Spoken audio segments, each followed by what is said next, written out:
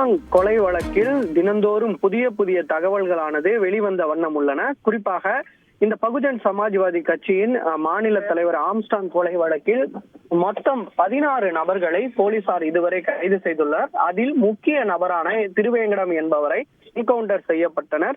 இந்த நிலையில இந்த விவகாரம் தொடர்பாக இந்த வழக்குல முக்கிய நபராக தொடர்ச்சியாக தலைமறைவாக இருந்து வரும் சம்போ செந்தில் என்பவரை போலீசார் தீவிரமாக தேடி வருகின்றனர். மொத்தம் 7 தனிப்படைகள் அமைத்து அவரை தீவிரமாக தேடி வரும் நிலையில தற்போது இந்த விசாரணையில வழக்கறிஞர் பிரபாகரன் என்பவரை பிடித்து போலீசார் விசாரணை மேற்கொண்டு வருகின்றனர். அதாவது இறந்த ஆற்காடு சுரேஷின் இந்த கொலை குற்றவாளியான ஜெயபாலின் அவரது மகன் தான் பிரபாகரன் என்பதும் போலீசாரின் விசாரணையில தெரிய வந்திருக்கிறது. குறிப்பாக இந்த வழக்குல தொடர்ச்சியாக ஆம்ஸ்ட்ராங்கின் ஆதரவாளரும் மற்றும் ஏற்கனவே கொலை செய்யப்பட்ட தென்னரசுவின் அண்ணனான பிரபல ரவுடியான பாம் சரவணன் தொடர்ச்சியாக தலைமறைவாக இருந்து வருகிறார்.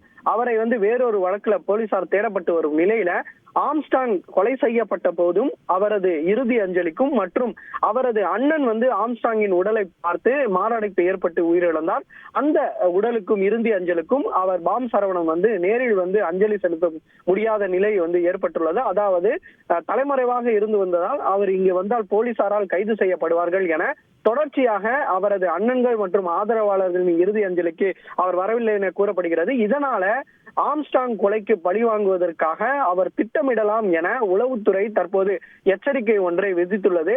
அதன் அடிப்படையில் தற்போது போலீசார் தீவிர விசாரணை மேற்கொண்டு வருகின்றனர்.